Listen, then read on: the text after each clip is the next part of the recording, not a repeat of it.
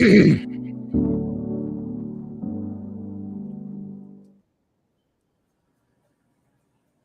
good morning. We got a Brandon Carpenter already in with us this morning. Morning, Brandon. Good morning. Morning, everybody else out there. Welcome to the Morning Drive Studio 10-4 Live. It is Wednesday morning, the 22nd of July, 2026, man. Flying by. It's blowing by, man. I can't believe it. So it's another day in the neighborhood. Morning, Frank. Got Frank Strohmeyer, contributor. Morning, Frank. Magazine. Frank, good to have Frank on the show. This morning we also have Rob Carpenter scheduled to come in and join us. So I'm hoping Rob can get it together to find his way to somewhere with a good cell signal or internet and device to get hooked up and in. So we'll see what happens. And of course, our guy Matt is out for right now, but he'll be trickling in here in a little bit. What's going on over there in Ohio, buddy? Man, everything. We recovered from the wildfire smoke. The big wildfire smoke situation we had going on last week. Which us in Ohio are not accustomed to. We don't really get wildfires here, so that was quite a interesting week. I've never really been around, Ohio and just like feeling like it's like you're in an apocalypse. It's like every evening you can't see the sun. We're used to, our winters, obviously, it gets dark here and it's just kind of hazy all the time and the sun never really comes out. But this was a whole different situation. It's like we were just saying, I know you're a little more used to that, where you live in your neck of the woods, but Yep. Here in Ohio, that was a very odd couple days and just didn't feel right. Well, you mentioned California too. We did have quite a bit of the fire season there too, when especially the area where I was living for 15 of the last years. I was in California, and the smoke and the wildfires, some of the worst ones came from up in the foothills and up in the Sierras, and the smoke would come back down into the valley and settle. And I remember the apocalyptic looking, smoke on the ground, sun trying to come through. It looks like, orange, red, some of the most incredible colors and sunsets, but yeah. And then during the day, even just not even, you're just, everything's coming through the smoke. So yeah. I was laughing because, we get tan here in the summer, and next thing you know, it's like, hey, I'm losing my tan already. The sun's going away. We were laughing because, in our world, I'm like, are we ever going to be able to use the swimming pool again? Is this here to stay? Maybe the rest of our summer's shot, and our summers are so short here. I'm like, man, this really takes away from, our summertime that now, apparently wildfires are the new thing that our summer season's a lot shorter. The good news is that Trump put a 50% tariff on that smoke. Yeah, I guess, maybe we'll get some of that money back here. It's all covered, dude. It's all covered. Oh, man. I'm telling you, brother, I watch some of the headlines and I try to break it up. I'm not just, one source or the other. I want to kind of see where middle of the road lands, by gathering different sources of the news media out there and kind of listening to what they have to say. There's no changing when you hear it from the source, what they're saying and what they're asking for. And, the budget for our defense fund, I think it's 1.5 trillion or something like that. Is that what you heard? Does that sound like, did you hear that?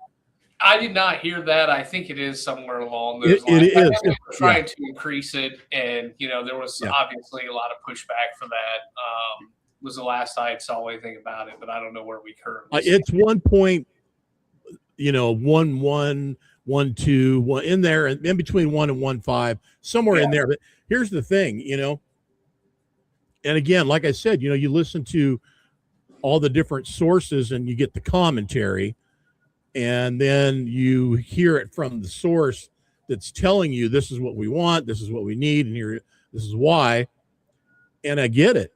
I do. The number's astronomical. Look, it's way beyond my Yeah, way above my pay grade, but it just is like, holy crap. And the biggest standout and everything I heard from the here's why we need this amount of money is because everything was deferred from entry last administration to exit last administration.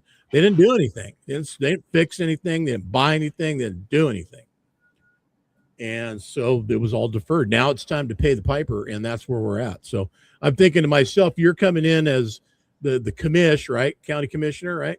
Well, I still got to win in November, but the county I live in, historically, there is a Democrat running against me, but thankfully we kind of live in a Republican stronghold that, chances are, the jury's still out, but chances are I'm probably going to get elected in November. At this point. Are you privy to budgets and how much the budget is for your county? So I attend our weekly county commissioner meetings, and unfortunately, our county is a little more not so forthcoming with everyday budget information like probably some municipalities are.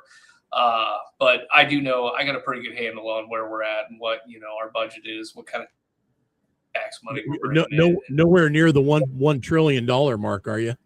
Oh gosh, no. We are we're a county of I think we've got 60-some thousand residents or close to 100,000. We're not bringing those kind of dollars. Tax base isn't quite there yet, huh? No. Unfortunately, I would say that job of county commissioner probably pay a little more if that was the case. Right. You would hope, anyway. But thankfully, and not only that, but to be quite honest with you, I don't, that's a pretty big number. I don't know that I'm ready to manage those kind of funds. So yeah, I hear you. Got another longtime friend of ours, 10-4 Magazine in here, and that's our buddy Jed. Good to have you in there. Good morning, Jed. As we're waiting for Rob to show up, and like I said, I'm hoping he makes it in here. In case you guys are wondering, if you have seen or haven't seen Rob around the different channels that are out there, this guy's a wealth of knowledge and an advocate for so many of the different things that the drivers and owner operators and trucking period really deal with on a regular basis. He's kind of, the review is like the revealer, man. He just opens up and all this information comes out, and he's posted it all up on his social media and whether it's Facebook or wherever you go to get and glean that kind of stuff. I was hoping to pin him down on a couple of things here. One of is the Deaf Act and what it really means, because it's such a such a irritating pain in the and not just for truckers. Listen, I got buddies of mine that got trucks they pull their RVs with, and this one friend of mine, he's got I think it's a 14 or a 16 Dodge Ram, whatever, and I think he's on his second injector that he's had to replace on that deaf system. It's always shooting them a new code, and there's always a new problem, and there's always. So I would, what are the maintenance things that the guys are going through that have this on the big trucks? That's what I want to find out. And what is this new reprieve that we supposedly got on the deaf situation? And I don't know how much you know about it. That's why we're supposed to have Matt in here too, to put us straight on that path. But unfortunately, it's like for me, the world I've been involved in as far as the trucking industry for so long now, I quit, basically 2007, 2008, I left being a mechanic and went into, the actual trucking company management side of things. So I never got to experience deaf. It was coming on just as I was exiting the mechanic world. Right. And thankfully, my fleet always consisted of trucks that never had deaf. I would never buy a deaf truck. I was always anti-deaf. So I never got really to jump into that world, but I know enough to be dangerous, and this is where, Rob comes in somewhat. And I do want to add, Rob is no relation to me. I'm a Clay guy though. It's great to see somebody else with the same last name that has a passion for this industry and is doing great things, on the driver side of things, and just the advocate for the industry as a whole. And he's a super intelligent man, and I appreciate somebody with the same last name, to be doing that type of work. And it's great to see. But Rob would definitely be able to speak to the deaf thing probably better than me. I don't know much about, what the federal regulation was that just got passed, how that works, what that looks like. I've never worried about it. I've kind of always just done my own thing and stayed away from deaf trucks. And sadly, I feel for these guys who have them. Well, it's just a whole nother. I mean, look, right when I got out, everybody was going into that whole phase of the whole clean burn. Deaf was not in yet, I don't think, but the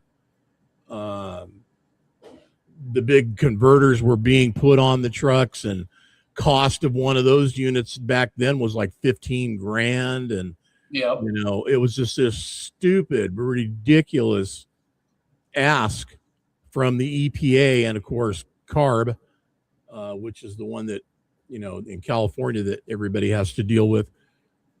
It was insane. It just changed, and not to mention the other things that it did to the truck. I mean, weight, number one, you got weight, performance, requirements of the manufacturers to build an engine that'll work with this stuff, and still fall under the requirements that the EPA is putting out there. Cost, the automatic boom, I think it was pretty much, around 25, 50 grand extra on a truck once all this crap came into play, right? Yeah. And I'll tell you, one thing I've learned lately, you and me have obviously had conversations outside of here. I've been doing a lot of international business dealings lately. And, the more I learn about overseas business and, me coming from this industry and now learning, some of the stuff that's going on overseas and that type of thing, it's amazing the manufacturing cost difference between here and over in other countries. And it truly comes down to, we've done it to ourselves. It's the EPA, it's the regulation, it's the government, that we truly have created a situation where we've priced ourselves right out of the business thanks to our regulations. I think that's probably one of the layers. I mean, there's others things involved in there too, but the wage difference though, from us to where, depending on where you're talking about, there's that falls into play too. But there is a lot of layers to business, to cost of business, doing business here versus not there. Yeah. But they don't have the EPA regulations, they don't have all these things that are putting a stranglehold on their business, and that's where, the more I look into this stuff, it's deaf as a prime example of that, that it came out of nowhere. I shouldn't say it came out of nowhere, but obviously, the EPA went and they, like you said, they had this ask of the trucking industry, and it's a massive ask. I mean, that is not only are we talking about the cost of the filters, the overall system, but then we have the maintenance of the system. And then the fact of, what's the old saying? The number one enemy of engines is heat, right? So you don't want heat in your engine. The hotter your engine runs, the hotter everything burns in there, the less longevity you get.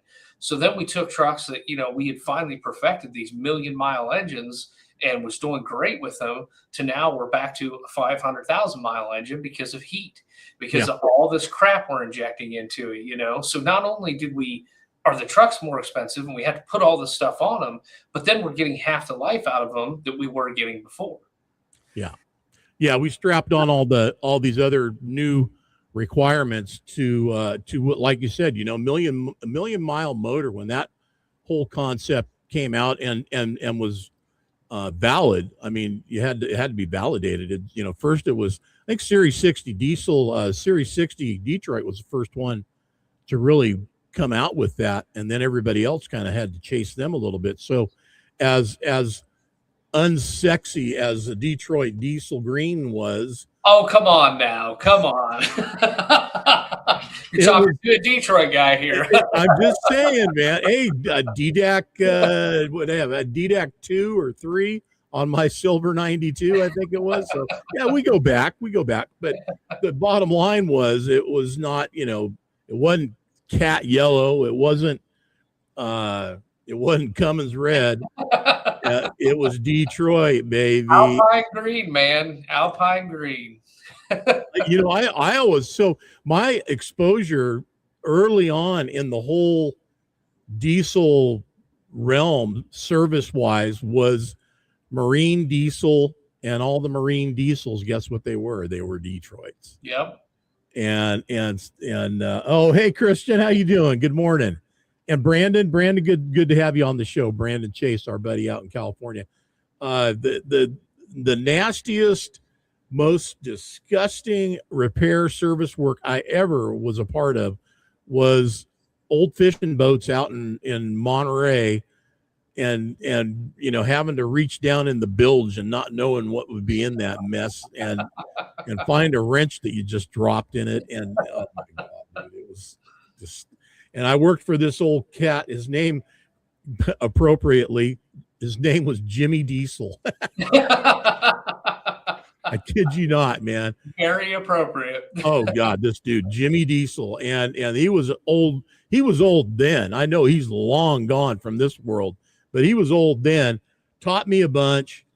And I learned a lot about what it was that I was doing out there, just working beside him, and kind of, I was the gopher kind of guy mostly, but I was in there working with him on it. Just nasty. But anyway, yeah, I don't think so, Kristen. I don't think so. She says, anybody willing to paint a 6NZ Alpine green? That ain't gonna happen. No. Yeah, if you wanna get made fun of from now till the end of time, I guess you could. But yeah, now I've seen cats painted a lot of other colors just because, but never that color. Anyway, the million mile concept, like I said, Detroit, I think, was the first one to really commercialize it. Weren't they the ones that first put it out? I mean, you kind of had it, at that point, you were in the fuel mileage race, you were in the longevity that race. Too, yeah. In the industry, that E-model cats were kind of there too. Really everybody kind of achieved that at the same time. I mean, your E-model cats, your 12.7s, they all kind of achieved that million mile.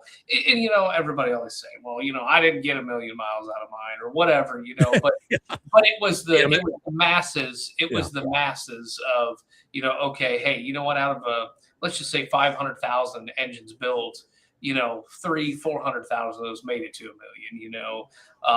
Yes, there are always the cases of several people didn't make it that far, whatever, but the longevity was there at that point. Well, like I said, when I say they were the first to really commercialize it and go after it, it was the first in front of my face in the news feed of real life back then, because there was no social media.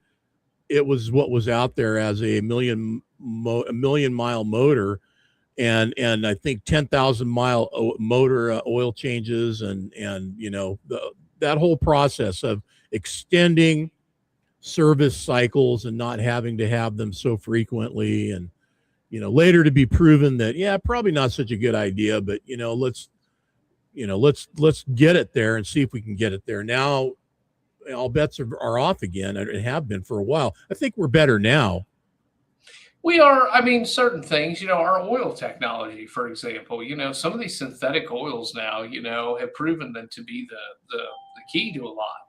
Yeah. And, some of these modern engines, we're looking at some fleets, 100,000 mile oil changes. I mean, who would have ever thought, 100,000 mile oil change? Like, if you would have told somebody that 10 years ago, they would have said you were freaking smoking one, you were nuts. Absolutely. Now, I mean, that's becoming an industry standard, but the one thing we haven't done is we haven't gotten back to strong, good, reliable mechanics, and that can be argued all day long, that we were there in the mid 2000s, and then somewhere along the line, we through regulation and through all these other channels, the manufacturing process, all these things, we got away from true mechanical reliability.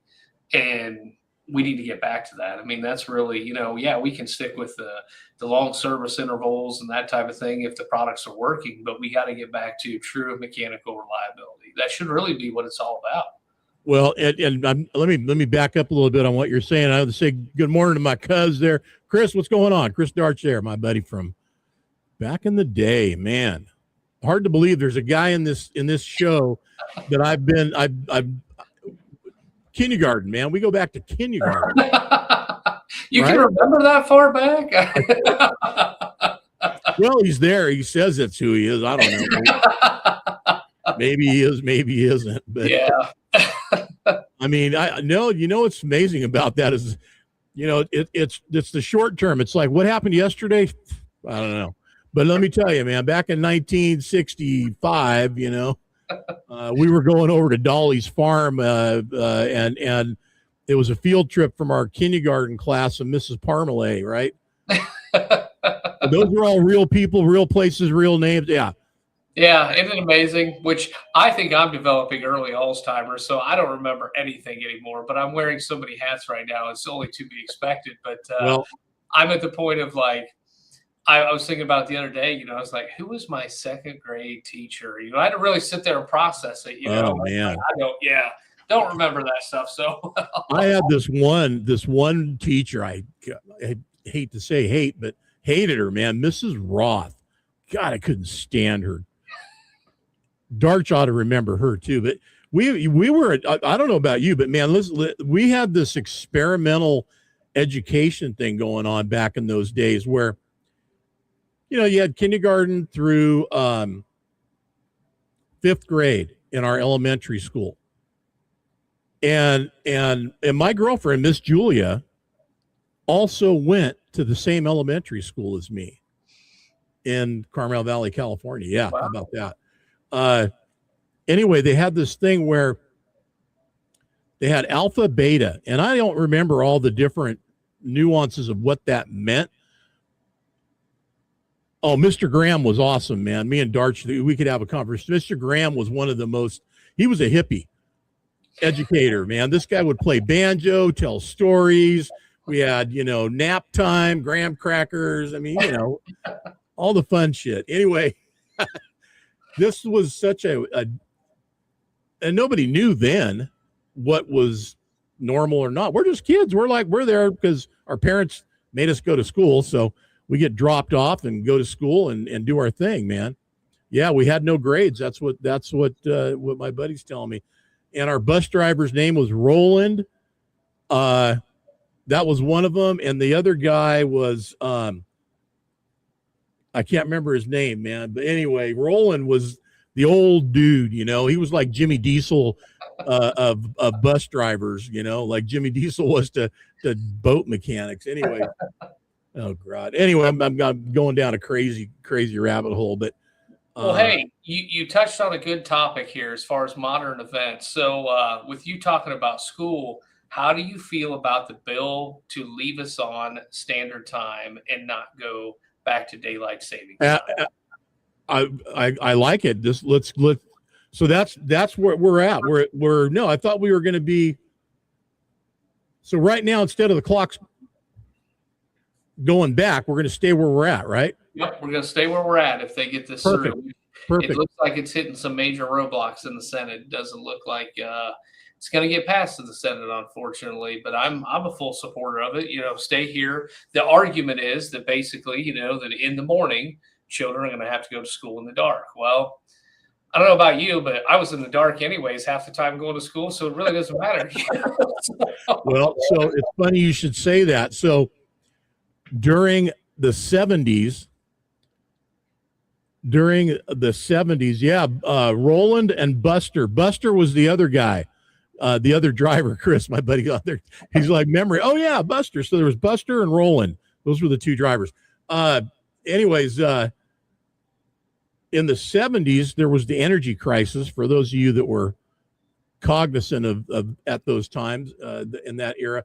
And I would get dropped off at middle school, which was junior high, and in the morning was dark because they didn't change the clocks because we were supposed to be saving energy at that time. That was back during the energy crisis. There was lines to get gas, odd and even numbered license plates designated to what day you get gas, odd one day, even the other. And gasoline. Okay, wait for it, everybody. Hold on, hang on. Grab something real quick. Hold on. Gasoline was around 50 cents a gallon. 50 cents a gallon.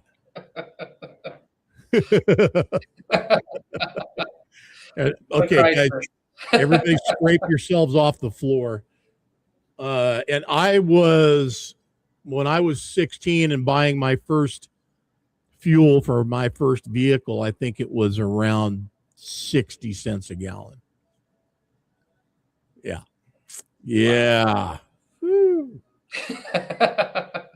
Anyway. So, yeah, the whole dark thing, I don't, and guess what? I don't go to school anymore, so it doesn't matter to me. I don't care. So, the morning thing doesn't affect me. But I'm all for it. I mean, Arizona, certain parts of Arizona, and I guess maybe some other states the same in this. Hawaii, yeah, they don't change their time. Yep. It stays the same year round, So, thanks, Christian. Yeah, I appreciate you. I am. Well, am I showing it? I'm saying my age. I'm not. I get carded all the time. I don't know. People always ask me, man, have you always had that gray? And I'm like, no, I dye my beard gray. Does that mean that you're buying alcoholic beverages all the time? Is that what you're suggesting? I might be known to have a adult beverage now and then. Although, the morning drive, it's all about the caffeine, this that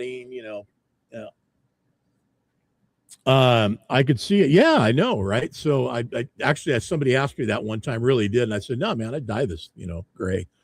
And they're like, really? Yeah, sure. So I don't know. Anyway, cigars, baby. Now you're talking. Yeah. Huh. That's it. By the way, I got to say that promo of your friendly company there with the guys sitting around the table smoking cigars gets my stamp of approval.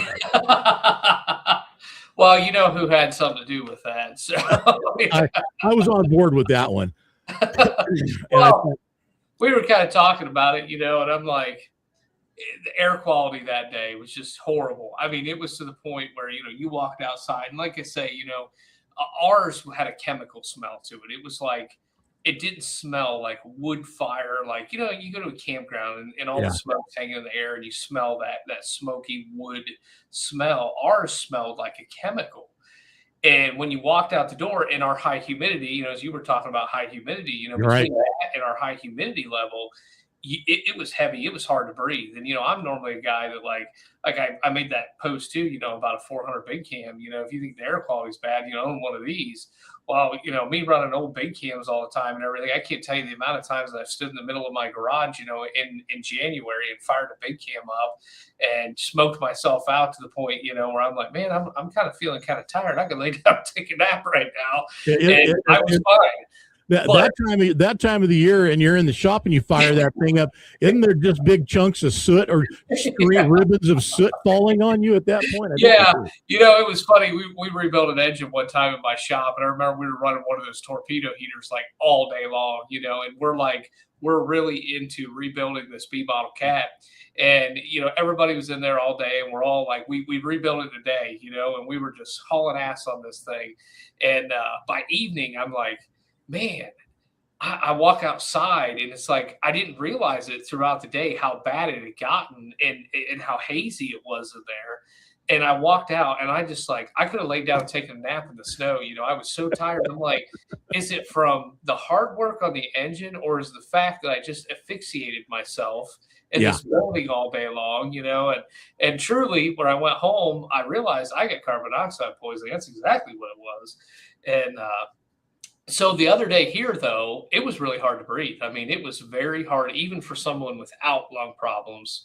the air was just really heavy, and it was like you were struggling to actually breathe, So when we made that post with the card guys, I'm like, I literally feel like I'm stuck in a bar right now with these guys, and that's all I get. It reminded me of my dad and his buddies at the Monterey Elks Lodge back in the day playing poker in the back room, and he didn't smoke anymore. He quit back in the late 60s, and so he didn't smoke anything. And these old boys would sit around, smoke cigars around him all night. But he was such a gambling junkie and wanted to play cards. He'd hang in there with them, and he'd come home smelling like cigars and just kind of hacking and coughing from it. But for you guys to make the national news cycle like y'all did over this whole smoke thing, I'm kind of like in our conversation earlier, I'm kind of laughing, going, "Well, that's just another summer around here," Yeah, it was weird for us. And then, we actually made news twice, all in the same week, the national news. Ashland, Ohio was really popular in the past week here, but we also made the national news because we had somebody go and they ran over all of our flock cameras, which was front page news. And it was all over, went out, it was on Fox News, it was everywhere. So we had some individuals come into the community, and there is not a flock camera left to be found around here. They mowed every one of them over they could find. And I envision, the General Lee and the air horn playing, and them just ramping right into them, because that's what it looked like. Just mass destruction by the time they were done. So, crazy news stories. There's one about this city manager in Sausalito, California. Just got hired as the new city manager. She's been in the job for 4 weeks or 4 months, whatever it was, a very short period of time, right? And she, I guess, lost it, man. And she was breaking into people's boats down at the marina, which down there in Sausalito, this is around San Francisco, for Marin area, for those that don't know the region. And she was trying on clothes, eating people's food. Wow. I mean, just went berserk and just suffered a complete mental disconnect of some kind. And this is an elected official? No, she's a city manager. So I think she's hired. I didn't know if it was hired or elected. Yeah, I think she's hired. She's the city, probably the city council. They hired these people. Yeah. So, and she's middle aged, not super, young or old. But anyway, wow. I'm like, there's all kinds of crazy going on. And then the guy in Vegas, I don't know if over the weekend, did you catch that story? No, I did not. So another just, guy running around with a firearm in some neighborhood, just unloading. And then they show the guy, and by the way, he didn't make it, PD showed up and that was it for him, but he was shooting the neighborhood up. And anyway, he was having a drug. He was on drugs. Yeah. But the guy's running around the neighborhood, and these guys. So here's the thing, though. Is this dude is up in his 2-story house, looking out a window with his camera, recording this guy, until the bullets start hitting the wall, and then the guy's like, "Oh shit, this is real." Maybe a good idea to not be there, buddy. Man, I feel like I need to have just let's just beat that horse to death, because it needs to be show on some of the practices of crap that's going on out there. Oh, what's that? The closed captioning is amazing. I have a time delay or something. Oh, okay. Well, maybe, it takes them a little while there in wherever they're at to type it out. I don't know. Anyway, the stuff that's going on out there in our social media feeds and channels and things like that, I'm kind of that angry guy about a lot of it right now. And just keeps getting worse, man, and I'm trying to filter all that out and keep Xing out a lot of different stuff that comes through the news feed. I'm resetting the algorithm on one of the account. Well, 10-4, resetting the algorithm, trying to get it to reset. And it's no easy task. We'll see what happens, but I'm trying to get it to go. And it's a battle, man. There's such a fight out there for everybody's attention. And in our business, which it is, 10-4 Magazine, let's face it, that is what we are, a publication with the idea in mind of telling stories about the truckers and trucking industry and people that are involved in it, as well as promoting the businesses that are attached to it and trying to put everybody out there in a good light.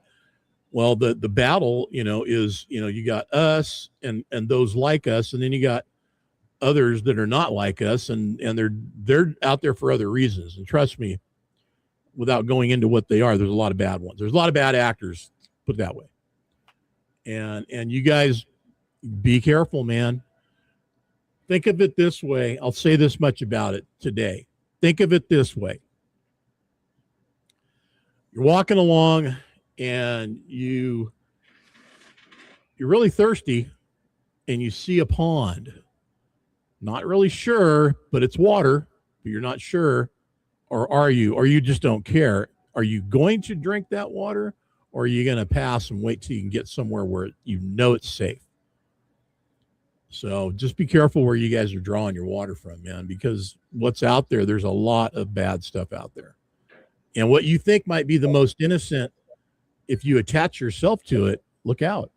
There's going to be other stuff coming with it. Sometimes it's, then you become friends with somebody and they're messaging you like, hey, I'm kind of falling on hard times a little bit. Is there any chance you can send me some cash?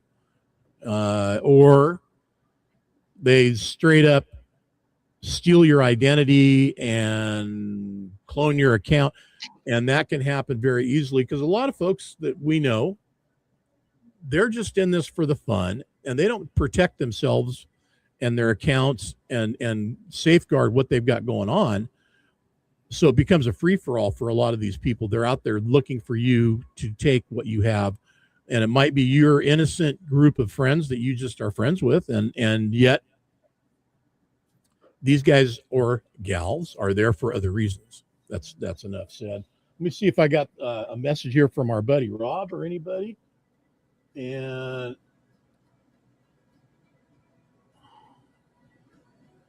nope, doesn't look like it. So it's you and me, buddy.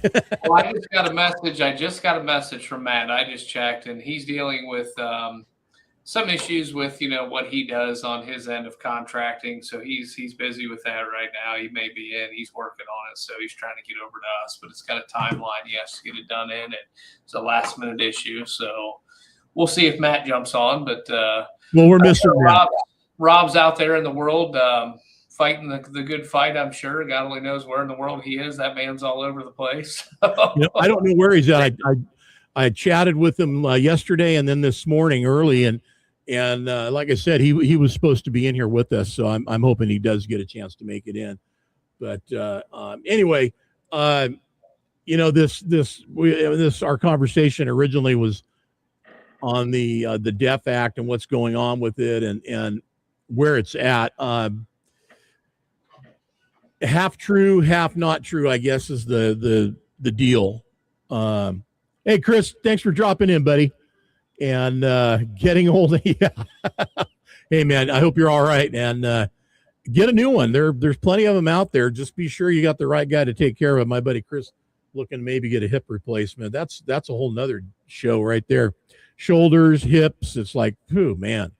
Anyway, this Deaf Act may be half good, half not so good. So I'm hoping that Rob will get into the show here and give us a little insight. By the way, I heard from a good friend of the show's too, and she comes around to the morning show and our weekly update in the afternoon on Wednesday, and that's Ingrid Brown. So everybody out there, always think good thoughts of Ingrid, man. She could always use your guys' support and what she does. She does a great job, but we're wishing her well. Not that she's having any kind of a crisis today, just the everyday stuff that she goes through. So, and by the way, this afternoon, This afternoon on the weekly update, Flatbed Red, 10-4 contributor Miss Flatbed Red, will be on the show with us. And I look forward to having her back in the studio. You know, always good to talk to her and get caught up. She just had a deal that she did. And I want to make sure that I get this.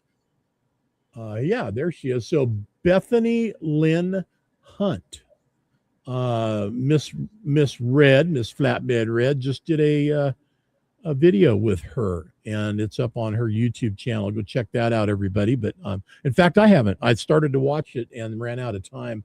Had other stuff that I needed to get into, but anyway, she just posted that up, and she does a great job with all the stuff that she's got going on out there, not only with us, but doing her regular stuff. Real strong supporter of the ATHS culture, more or less, and I'll let her fill in the gaps on that. But the old trucks, man, she's all about the old trucks, right? You know, Sure. do you know Miss Flatbed Red? Oh yeah. So her and her husband, you know, they're obviously from my area, and we go to a lot of the same shows and stuff together. I've known them for years, and you know, great couple. They kind of did the same thing. You know, they're kind of some of the advocates, you know, for the old truck world and kind of keeping that world alive. And my hat's off to them for that, because you know, it's hard to find people that are into the old stuff all the time, you know, and that's kind of their world, same as it is mine. And we've crossed each other's paths quite a bit, actually. So, you know, it's funny, the conversation about old trucks, right? You know, yeah. I mean, the way they are going and heading, it just makes you wonder in 20 years from now, the old trucks are going to be really old trucks, and where we're at today. I mean, these are going to be the thing of the past, right? I mean, if everybody in the, you know, progressive lanes has it their way. Well, I'll tell you, it's so funny for me because, you know, when I work on some of my stuff, you know, and obviously the parts have become, you know, the challenge this day and age. And you know, some of the models of trucks are a little easier, you know, and stuff's so universal. It changes into other models, you know, like Kenworth W9s. But even in my mind, you know, it's like a 2005. What do you mean that's old? What do you mean you don't have parts for an '05? You know, and then you know, my stuff's from the '70s and '80s, so it's even worse, you know. But it's so crazy to me, you know. I walk into a place and it's like common stuff that everybody used to have, that every semi ran, you know, and it was kind of a staple part that everyone had in stock, you know. And now it's like you walk in and they're like, they just give you a blank stare, like, we ain't sold one of those in the past, you know, 3 years. And it's like, what, you know, that. But for me, it's hard to gauge that, you know, now, because it's like, it just never was like that in my career, you know. And I guess as I age out, I become one of the old timers, you know. It's funny because I was just thinking the other day, it's like, hell, my A model is almost 50 years old. Like, doesn't seem like it should be 50 years old, but it is. I mean, we're at that point. It's like, man, you know, who would have thought, you know, some of these trucks are almost the 50-year mark. Some are older than that. And, you know, in my lifetime, that truck hopefully will see, you know, almost the 100-year mark or 80-year mark. And that's going to be ridiculously old for a truck. Right. Well, and I think in our near future, we have some conversations about parts and where they come from and where they're going to come from, and how people can get them, not only for what's out there today, but what used to be out there every day on the road, like in, you know, 50-year-old truck and other things. I mean, you know, I'm dealing with, I've got a 2006 Dodge truck that there's certain parts I can't get for it anymore.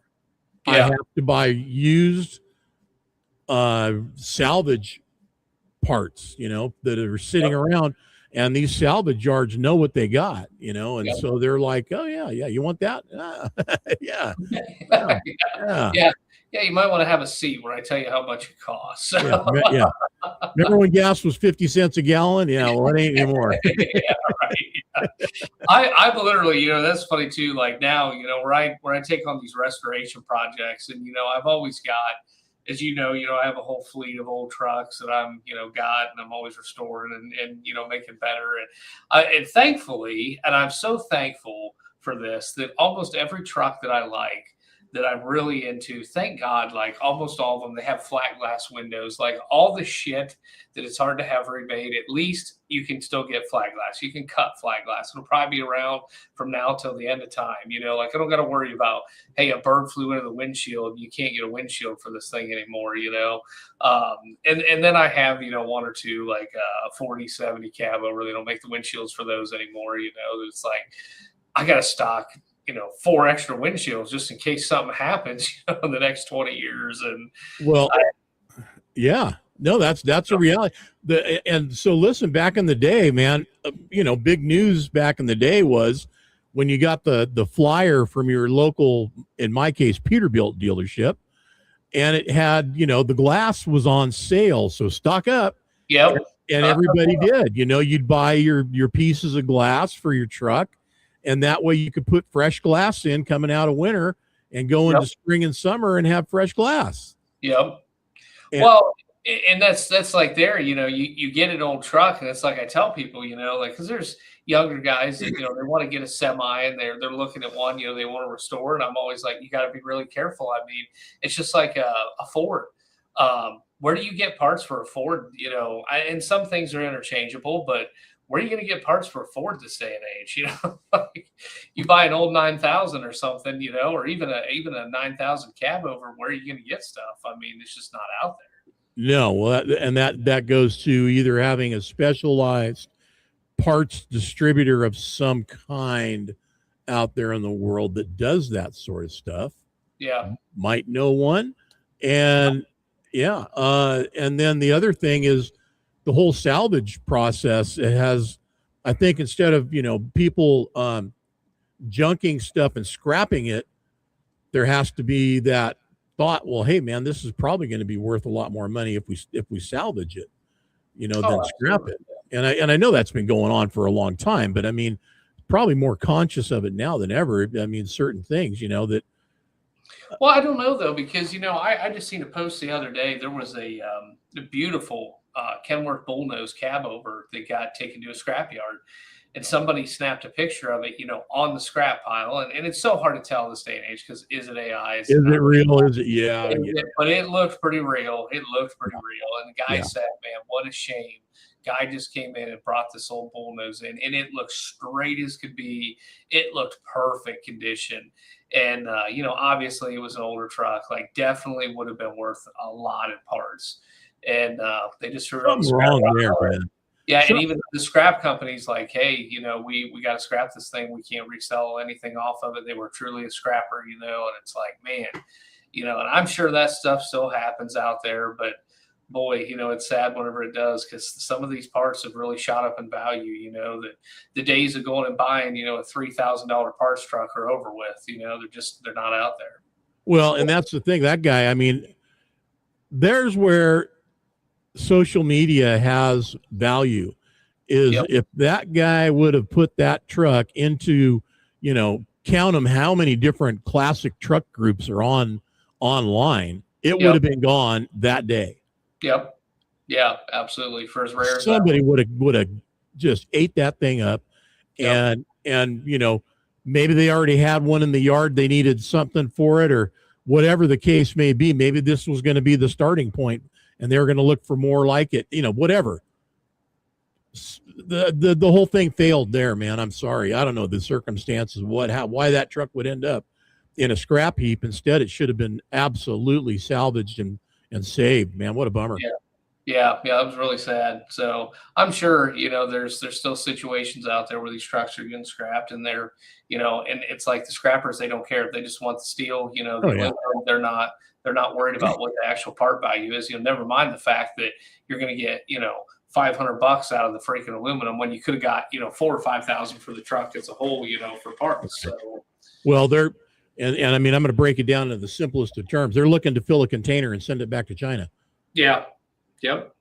And that's the end of it. That's it. So, and that's what happens to a lot of our steel recycled products. It gets shredded up and filled into crushed into blocks and filled into containers and shipped to back to China to remanufacture it. And, and there's some of that done here in the United States still, but not like it needs to be. I guarantee you. The recycle. No, it's sad.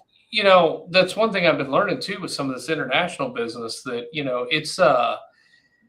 it's amazing to me, Chinese manufacturing, it used to be you'd buy something from China and you're like, oh, it's a cheap Chinese piece of crap, and it's like, I'm really worried the more I dig into this stuff and the more I deal with these companies that their quality is starting to get really good. Yeah. And I hate to admit that, but it's just the truth, that there's certain things that they're manufacturing that, I've looked at some stuff lately, that they've sent over and some quality stuff that it's like, man, we're getting to that point now, that this is no longer a cheap piece of crap. This is good quality stuff. And, what are we doing here? I mean, we gotta compete with these people, we really do. And we're making it hard on ourselves. Well, I think people would be amazed, and I know this from my own hands-on experience. You would be surprised when you buy an American-made product, how much either Chinese, Asian of some sort, Canadian, Mexican sourced product is in that American product. And it's not advertised, but it's there. And I can't speak to success and failure rates on some of these components. Was my experience that they were successful, they worked fine, but at the same time, it's just the stigma that came with it, and comes from a lot more from my generation probably than ever of the imported stuff's never going to measure up to the American standard. But in engineering and manufacturing, it's probably right there, close to it or as good, if not, I hate to say better, but yeah. And it's all made from our stuff anyways. Yeah. We gave them the playbook, we taught them how to do it. We gave them the playbook and they've been practicing, and now, they're starting to get really good at this game. Sure. And, that's the sad part about it is, again, we did it to ourselves. I'm a patriot through and through, and it's really sad now that I'm, really getting to explore some of this foreign business and how these business channels are set up and the quality of it all. And it's like, we did it. We built these people. Well, when I was in the automotive industry, and I was a mechanic working in different shops around the area,